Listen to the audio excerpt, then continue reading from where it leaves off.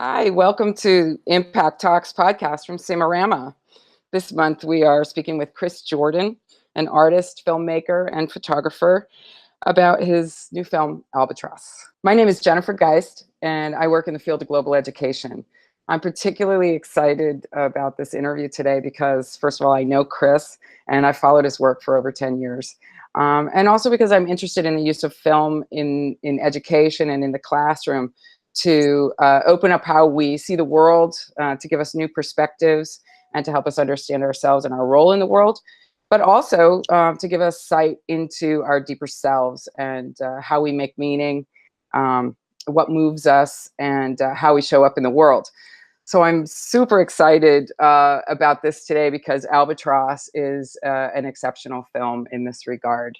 For me, it's an art film. And though it has elements of documentary and it certainly is educational, it is also deeply personal. And it offers us all an opportunity to really look inside of ourselves for what gives meaning to our lives, to help us understand our emotions, and to how we find hope in the world. So with that, I really want to just say, yay. Hi, Chris. It's really great to see you.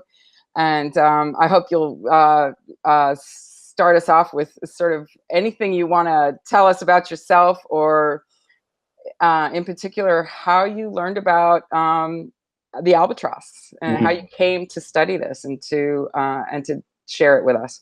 Oh, well, hi, Jennifer. It's really great to see you too.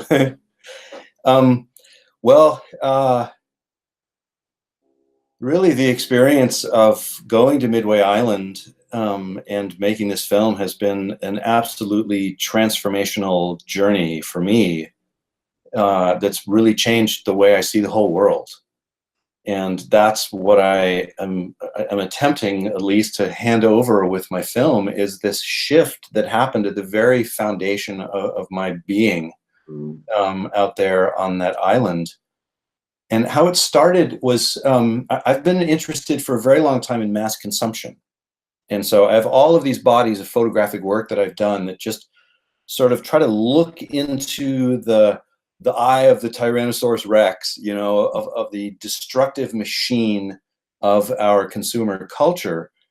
And the thing that to me is so interesting is, as we look out there at our giant piles of garbage and the destruction that humanity is causing, we're really looking in here. It's like a reflection. All of the destruction out there is a reflection of something that lives in our consciousness. It's like our just kind of fundamental worldview that leads to that kind of behavior. And to me, that's where the most transformational potential lies, is not solving problems that are out there, but in seeing all of the problems out there as being symptoms of this thing in here that can be fixed, because consciousness can change in the blink of an eye. That is fascinating. Can you unpack that a little bit? How? What? And I'm sure this is from your personal experience, but you know, for this audience, we some of the viewers today will have seen the film already, and some have yet to see it. So I do want to say that to see the film is to begin to understand what you just said, because you give us the time and the space to contemplate. And when I say contemplate, it feels like that's partly happening up here in our heads, but it's also to let what's going on in our emotional selves rise and blend with what's going on in our heads. So to see the film is to really understand what you just said. But I wonder if you would say a little bit more about how that transformation can happen even in the blink of an eye. Well, I think my sort of philosophy of this all began with reading Terry Tempest Williams. And her book Refuge, that I read all the way back when I was in high school, she talks a lot about witnessing. And really there's something that lies at the heart of the process of witnessing that is so transformationally powerful. And what that is is when we look at a tragedy that's happening in our world, and it could be something very personal, like the death of our own mother, which happened to me recently. There was a lot of witnessing that happened there. Or it could be something on a global level where we're witnessing the extinction of a species, or the destruction of our forests, or the pollution of our oceans. When we turn toward it and fully face it without looking away, and at the same time accept that we can't change it, we can't solve it, like let go of the whole "what am I going to do?" like, and accept our helplessness, then that drops us into grief. And grief is, I've always thought for my whole life, until I was on Midway Island, I always thought that grief was a bad experience. It was a bad feeling, like a feeling of the same thing as despair or darkness or something like that. So for me, grief has always been like, the energy of grief is like, blah, terrible. I don't want to feel it. Blah, I want to get over it, solve it as fast as I can. But what grief really is, the very essence of grief, is the same as love. That's what grief is. It's not the same as sadness or despair. Grief is the same as love. It's a bodily felt experience of love for something that we're losing, or for a being that is suffering that we are connected with. And in the experience of grief, we reconnect with the deepest part of ourself, where our wisdom and our compassion reside. And in holding away our grief for all that's being lost in the world, then we also distance ourselves from our essential state of being, which is to be in love with the miracle of life that we're all a part of. And so in this way, I discovered for myself that grief is not something to be avoided and gotten over and sort of held at a distance. It's this incredibly powerful doorway that reconnects us with our essential state of being. And that, to me, is a fundamental missing picture in our culture right now, is that we are collectively grief averse. We're all holding off our grief for everything that's being lost in our world, because we think that if we allow ourselves to feel it, we will all become depressed and sad and full of anxiety and hopelessness and blah sort of feeling. But it's this really weird paradox, because in the holding off of our grief, that's the very thing that is causing collective anxiety and depression. And if we would just pull our finger out of the dike, let it wash over us in a tsunami, then all of a sudden we're home again in floods of tears that bring us back to heart and to our essence as humans. Wow, that's interesting. Where I connect with that idea is, I think the only major loss that I've major loss that I've experienced personally was when my father died, and I can remember for 3, 4, 5 weeks after, I felt like I was walking around in this bubble of grief, and I liked it. I didn't like losing him. Obviously, I mean, it was a big feeling of loss, but I felt so connected to myself. And as it started to wear off, I felt a little bit desperate. Like when you get to the end of a really good novel and you don't want it to end, I felt like, no, I don't want to lose this feeling. I don't want to get reabsorbed into my life. And it suddenly occurred to me that feeling, the exact same feeling I had for the first 4, 5, 6 weeks after the birth of each of my children. It was love. It was grief, and it was love, and it was together. And I completely connect with that idea of how they're really two sides of the same coin. Yeah. Well, being with the birds on Midway, the kind of experience that I had with them, I ended up going out to the island 8 times over quite a few years. And each time I was with birds as they were dying. as they were choking to death on cigarette lighters or dying of starvation or toxicity from the plastic that they had ingested. And I had that experience over and over and over. And it was a sort of like a Groundhog Day kind of thing, where at the beginning it was this horrible, I experienced it as this horrible feeling and floods of tears that felt bad. And slowly, as it happened more and more, I began to sort of step back and look at like what's actually happening here. Mm-hmm. And the way I began to experience it was as this, like I let go of the judgment, whether it was good or bad. And it was just this stupendously vivid experience of being alive. Mm-hmm. And like the colors just felt so bright. And the experience of these birds was just so full and rich and powerful. And it was that same thing that you described a moment ago. It's just this experience of being here, being alive in this world and facing the hardest of all things, which is our own mortality, you know, like staring death right in the eye and receiving this teaching that is every moment really is a miracle. Yeah. And we are part of an incomprehensibly vast and mysterious, wondrous dance that is happening. And that's the doorway that grief brings us into. And in that space, we're fully alive, we're connected with love, we have full access to compassion and wisdom. And in that space, the whole world out there looks totally different. Okay. And you know, it's really you know, to sort of grapple with all of that, you know, and thank you for just diving right in, because this is really the essence of this film. This is like, this is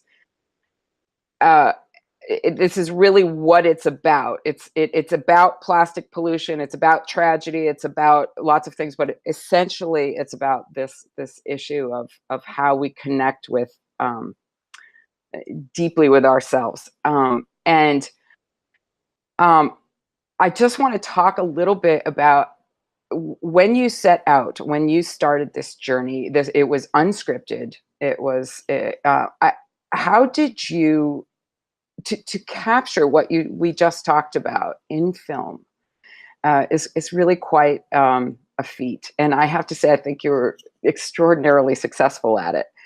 Can you talk a little bit about what it was like to try to construct this so that you could communicate it through this film to others? Oh. I know that's a crazy question, but I know you can do it. I love that question. Okay. Well, first of all, looking at the genre of documentary film on a sort of meta level, one of the things that I've always experienced watching most documentary films is that there's a kind of factual scientific narrowness in it that has always just bothered me a little bit. And what I mean is, like, as soon as I stepped foot on Midway, actually even before I arrived on Midway and I was researching there's immediately this sense of a strange kind of poetry that is there happening on that island. And so, for example, these incredibly beautiful white birds called fairy terns, there are tens of thousands of fairy terns on Midway, and they have no fear of humans, just the way the albatrosses do.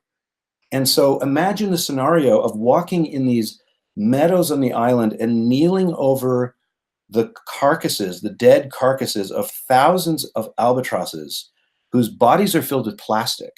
It's truly like being in hell. And the fairy terns that are curious of like what we are fly and hover right over the top of our heads, just a foot away. And when you look up at them, you see the light coming through. They're pure white birds. You see the light coming through, and it's like being in paradise. It's like these angels hovering over our head. And then there's the war infrastructure on Midway, because it used to be a military base. Right. And so there's the kind of pristineness of this amazing tropical island with gorgeous turquoise water and millions of birds, and everywhere omnipresent is the infrastructure of war and these giant fuel tanks that are like the oil, and they're all decaying. So it sort of feels like the way it's going to look in the future, but it's from the past. Like time starts to turn itself inside out, and it's just this kind of epic kind of soup of archetype and symbolism and poetry that is happening there. And as a documentary filmmaker, I was thinking my job as a documentarian is to convey reality. Right. And beauty, the tremendous beauty of that place, and the symbolism, and just the mystery and magic that's happening there is all part of reality. And so if I make a documentary film that is only informational and only narrating like scientific facts, then I'm not really making a documentary. I'm making something else. So I went in with that starting, is just to try to fully convey the experience of being there. And then the other thing is I'm a big believer in the process of emergence. Okay. And this has been a practice of mine for many years as a photographer, is I don't want to lay my own interpretation on the subject that I portray. Okay. And so I've always resisted all of the language around photographic interpretation. And like, there are a lot of people that talk about photography like what you're doing is you're going out and you're taking pictures of things as a way of expressing your own emotion. And I totally reject that. I don't care what my emotion is. I want to honor the subject that I'm looking at. Okay. That's my only goal as a photographer, is I want to get out of the way and try to see the subject on its terms. And it's sort of like, imagine if I could plant my feet on Midway Island looking at a dead bird in this scenario of incredible beauty and tragedy. And then I step out of the way and I bring you in and say, stand right there in my footsteps. I want you to experience it for yourself without me being there. And so that's kind of the philosophy of that.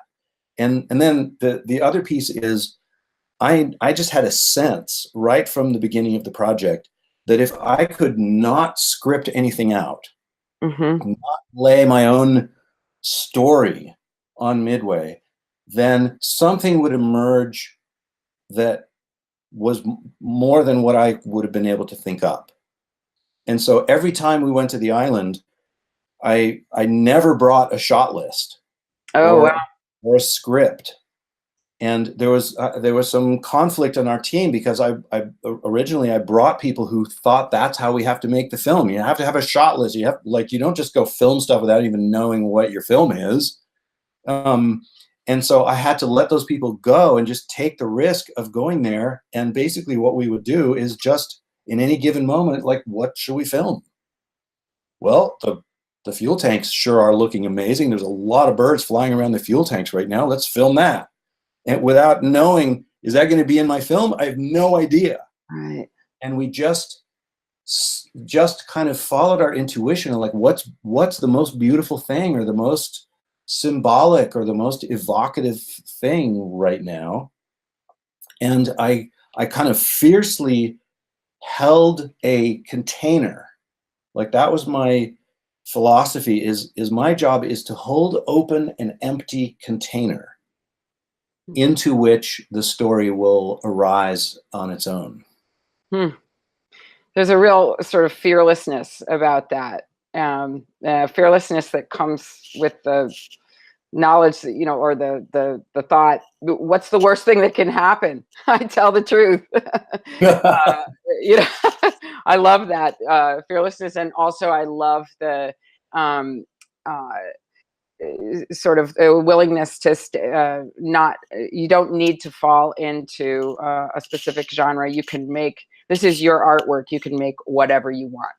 You can be, and folks can put it in whatever category they want. They can respond to it however they want. That's not within your control. And there's a lot of freedom and in that, and it comes out in your daringness, I think, in the film.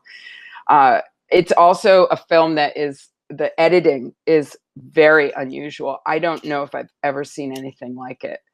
And I wonder if you could talk a little bit about your editing and how you. I can imagine you, from what you just described, you must have just had thousands of hours of footage, and what that process is like for that footage to start to come together as the story and the narrative builds. Oh, Is that another tough one? Sorry. That was such an early process. Okay.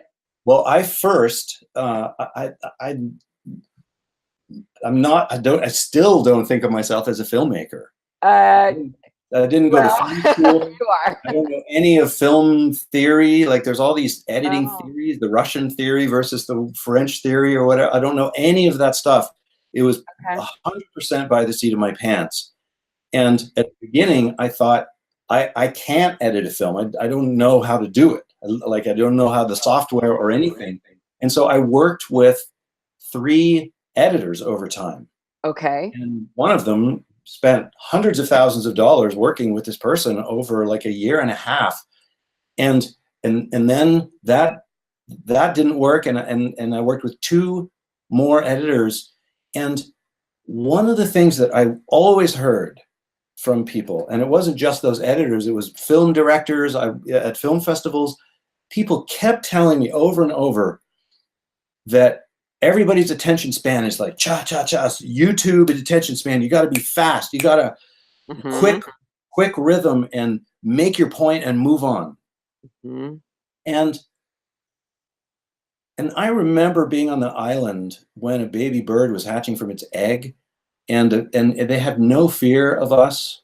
The parents have no fear. And albatrosses are as big as eagles. And they're these magnificent, huge creatures. And imagine being able to go to their nest, which is right on the ground because they have no predators, and put your face, this is the nest, and here's the baby hatching from its egg. You can literally put your face over the lip of the nest, and your nose can be almost touching the egg as the baby is hatching. And the mother's feet are standing right there, and here's her breast, and her head is right there. And as you're watching her baby hatch from its egg, she stretches her wings and lays one of her wings on top of your head. Imagine if you could do that. Would you look in there and after 4 seconds, you'd be like, okay, I'm bored. I'm ready to go out here, get on the plane and fly home.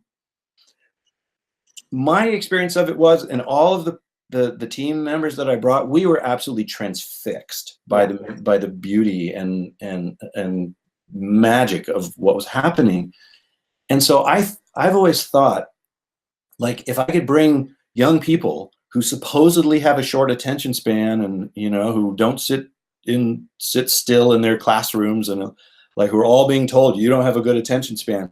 If I could bring them out there and they could put their face right there, they would not move for hours, and they'd be like elbowing each other out of the way, even if the baby bird was barely even moving. So I went with that philosophy as my editing practice. I want to be there. And if you stay looking at a bird for a while, one of the other things you notice is you start to notice the way its eyes move. And like, oh, it looked over there. And oh, it looked over there. Oh, how interesting. Their eyelids go this way instead of that way. And then you start to notice the way they interact with each other. And so you see one of them like snuggle with the other one. And you're like, oh, wow, they must enjoy the softness of each other's feathers. And then it occurred to me, well, we enjoy the softness of feathers. How could it be that birds wouldn't enjoy this just the same way? And you can see them like feeling the softness of the other one's feathers and then nibbling a little something. And then the other one puts its head like that and says, oh, please, a little bit more, like just the way we do when someone rubs your back. You're like, oh, yes. And so if you just take a little time and be with them that way without turning away and without thinking, well, I've got to go on to something else, then all of this connection starts to build. And so the way so that was sort of my editing concept, and at the same time, I wanted to shape it like a medicine ceremony. And so Oh, that's the only thing that I wrote out in advance. I wrote a set of Post-it notes that are somewhat similar to the transformational arc. That okay. is the spiritual arc that I wanted to follow. And those are on the wall. They're still on the wall of my studio. And other than that, I just went through our 400 hours of footage. It took me 3 months to just watch all the footage. I watched it 3 times, every shot, got to know every shot. And then I found all of my favorite shots and I just threw them on a timeline, and the film was 10 hours. Okay. And then Okay. I spent the next 2 years slowly getting it down to an hour and a half. And then the choosing of the music and the writing of the narration were another huge piece of it. That the narration was the hardest part of all, but in another way, it was this incredibly joyful thing to do it all myself, and to end up with something that finally felt like, yeah, that's what I meant. Wow, it really is.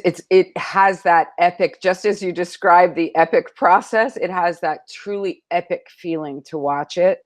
And one of the things I did want to comment on the narration is that uh, I loved the narration because it was sparse. The imagery and the motion and that spoke volumes. We didn't need constant narration. In fact, sometimes narration interrupts your connection to the film and to what your eyes are taking in. And so I really appreciated that very much.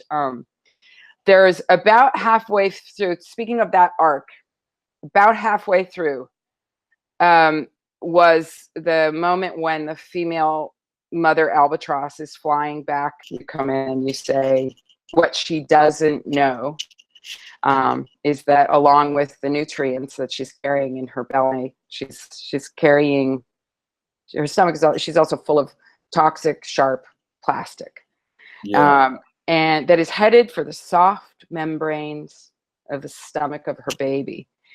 And I have to say, I absolutely sobbed when I heard those lines. And it's when the metaphor really hit home for me as a mother of the things that I have inadvertently, unwittingly introduced into my children's lives that were actually toxic for them, but I didn't know. Yeah. And I was that mother in that moment. It was really kind of the pinnacle. It is halfway through the movie on the island of Midway.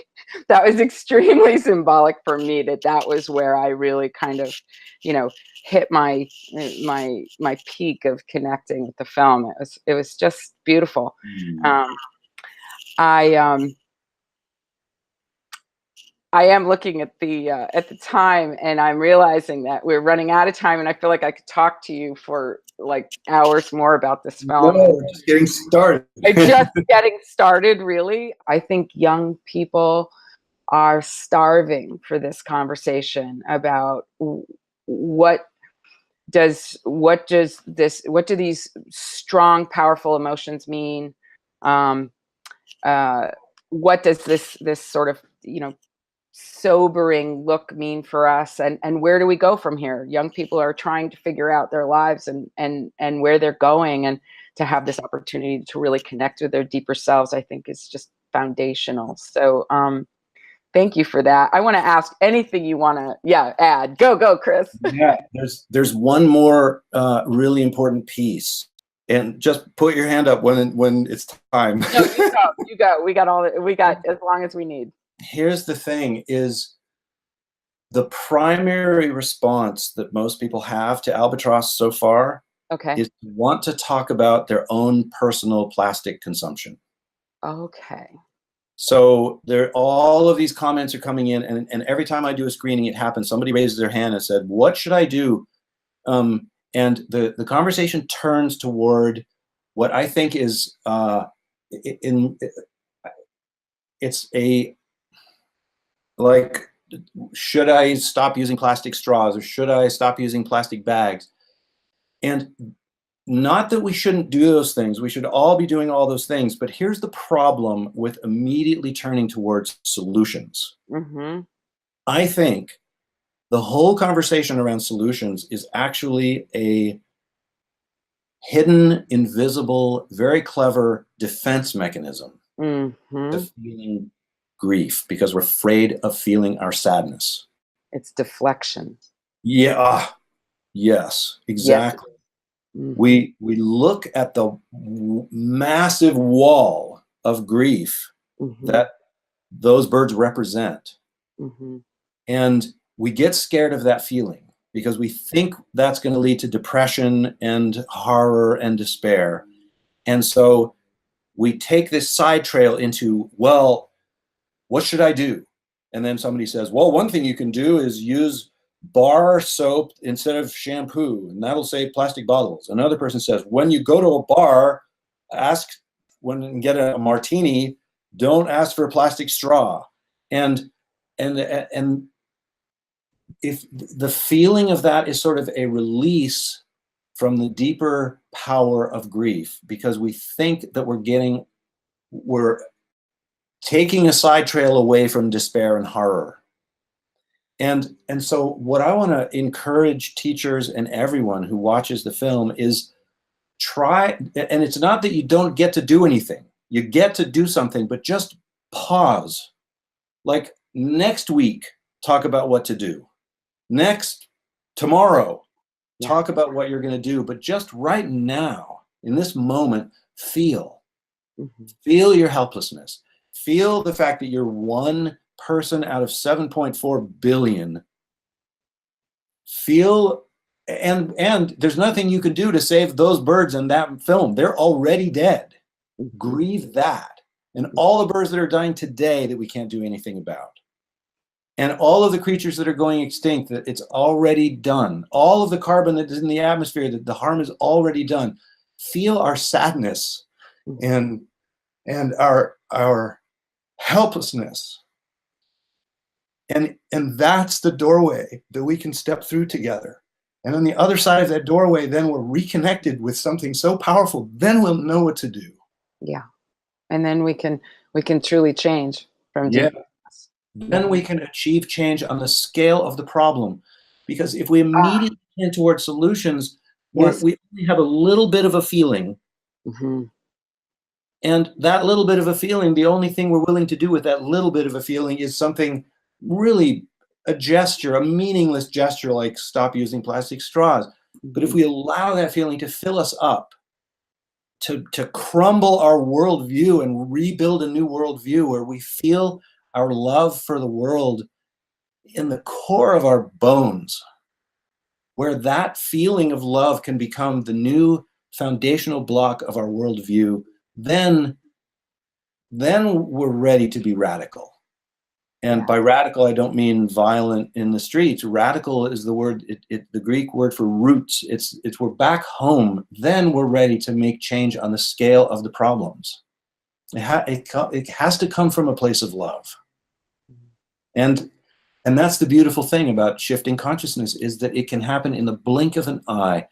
And everywhere I go, the people who everyone judges as the most disconnected, the most unreachable, everywhere I go, I meet those people and I just feel this craving. Everyone everywhere is craving to reconnect with our humanity and to find our love and our generosity and our wonderment, our amazement for the miracle that we're all in here together. I know what you're saying is true, and I really deeply appreciate the work and love that you've put into this film, and just thank you for bringing it to us. And thank you for being here today and having this just amazing conversation with me. Oh, what a delight. It is. It really is. If you haven't seen the film, those of you that are listening, if you haven't seen the documentary, the film, it's really this piece of art. You can watch it until the end of this month on simarama.club, where you can also look at the resources and take the action of the month, as Chris referenced. But wait until at least a few days after you've seen the film to look at the action of the month and learn more about the issue and the organizations that are working on this issue of plastic pollution. but also some of the other work that Chris referenced. I know that Macy, Joanna Macy, and who is the other that you mentioned in the podcast, the other writer that Williams. And Terry Tempest Williams, Refuge. Go to albatrossthefilm.com, and there are some fantastic resources for really exploring the deeper themes of this film. So thank you, Chris, and thanks to everybody in the audience for being here today and for giving a listen. Yeah, thank you, Jennifer, and thank all of you for watching. Cheers from Seattle. Cheers from New York. Thanks, Chris. Hope to see you soon. All right. Bye-bye. Bye.